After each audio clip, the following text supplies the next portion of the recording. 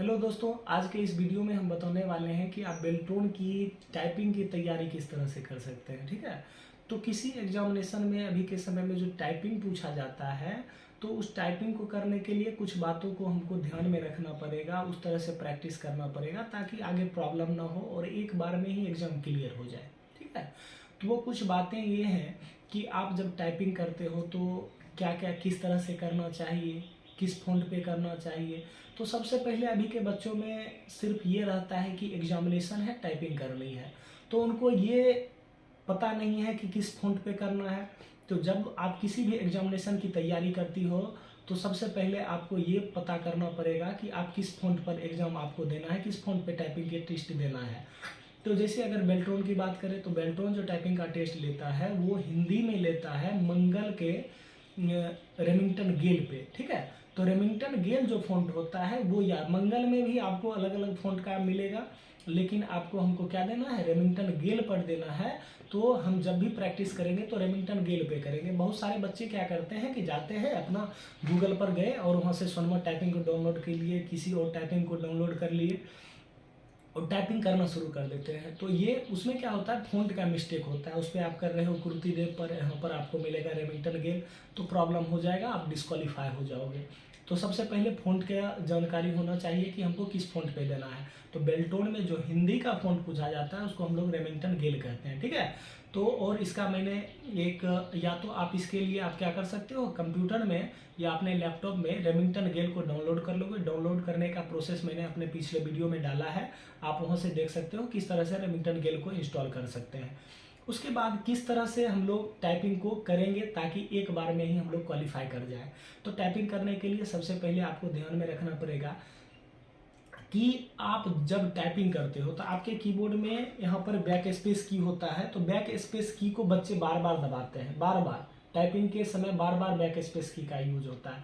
तो back space की का यूज जो है सो अवॉइड करना है, बिल्कुल बैक स्पेस का यूज करना ही नहीं है। बैक स्पेस का यूज आप करोगे तो आपका टाइपिंग वहीं पर, आपका स्पीड नीचे आ जाता है, आपका एक्यूरेसी घट जाता है, तो आपका वहीं पे हो जाएगा। तो बैक स्पेस का यूज करना ही नहीं है, काहे कि प्रैक्टिस में नहीं करेंगे तो एग्जाम में नहीं होगा। ठीक है, तो बैक स्पेस का यूज करना नहीं है। उसके बाद अगर हम लोग बात करते हैं दूसरा, तो आपको रेगुलर प्रैक्टिस करना पड़ेगा। बच्चे में क्या होता है कि जैसे कि हम लोग यहाँ पर टाइपिंग सिखाते हैं तो बच्चे को अगर टाइपिंग करने के लिए देते हैं, पहला एक्सरसाइज लेकर के दिए, एक दिन किया, सर हो गया, उस तरह से नहीं होता है। टाइपिंग आपको किसी भी एक्सरसाइज का 4 से 5 दिन कंटिन्यूसली करना है, काहे कि जब तक आप उस पर बेस्ट नहीं बनोगे तब तक नहीं होगा।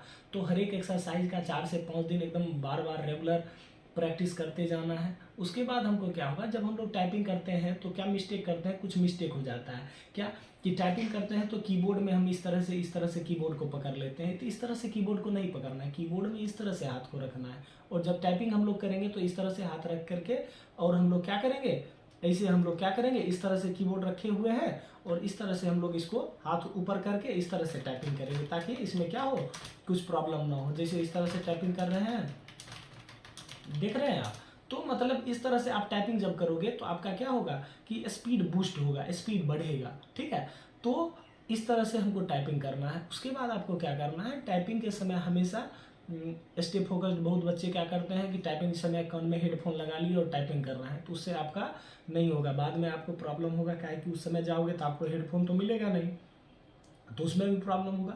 हमेशा स्टे कॉन्शियस इस तरह से कि जैसे कि आप एग्जामिनेशन में बैठे हुए हो, उस तरह से करके टाइपिंग करना है। तो सबसे पहला बात, बैक स्पेस को अवॉइड करना है, हर एक एक्सरसाइज का बार बार प्रैक्टिस करना है।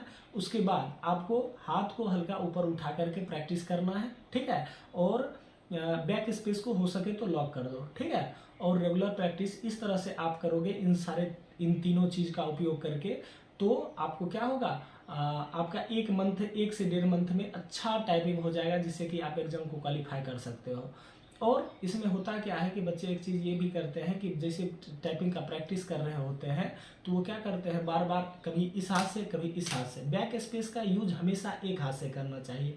यदि हम लोग क्या करते हैं, अपने राइट हैंड का यूज बैक स्पेस के लिए करते हैं तो हमेशा राइट हैंड का ही थंब का यूज बैक स्पेस के लिए करना है, बार बार अंगूठा को चेंज नहीं करना, इससे भी आपका स्पीड घटता है।